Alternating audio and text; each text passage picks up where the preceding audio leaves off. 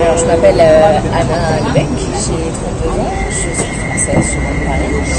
Et donc, je suis venue ici pour faire un stage de journalisme.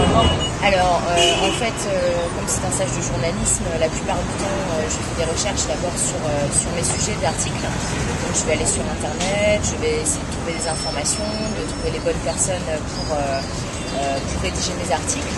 Et la plupart du temps, je travaille dehors, je travaille aussi dans les cafés Internet pour pouvoir justement accéder aux informations.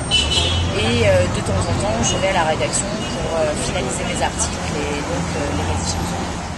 Alors, le plus gros challenge, ça a été de travailler dans une langue qui n'est pas la mienne, donc à savoir l'anglais, puisque je suis française.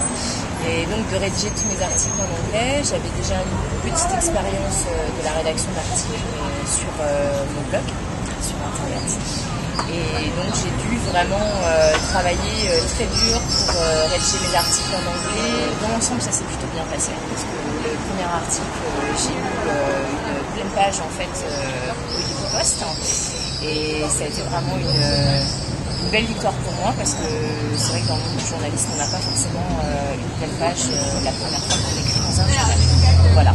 Mais finalement, la barrière de la langue n'en a pas été une, parce que ça s'est très bien passé. Finalement, je me suis rendu compte que je parlais mieux anglais que ce que je pensais. Et donc ça s'est très bien passé.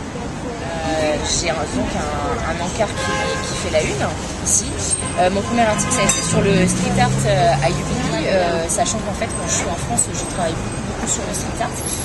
Et je connais pas mal de choses à ce propos, et j'ai eu la chance d'avoir donc un encart à la une ici, et surtout une pleine page à la page 8, ce qui est vraiment un privilège pour les journalistes, surtout quand ils débutent. Moi, si j'ai un conseil à donner, ça serait plutôt d'essayer de bien observer comment les Mongols fonctionnent, comment ils travaillent, et après essayer d'être le plus indépendant possible, parce que je pense que c'est vraiment en étant indépendant qu'on peut réussir à avoir une bonne expérience et à se faire sa propre expérience. Voilà.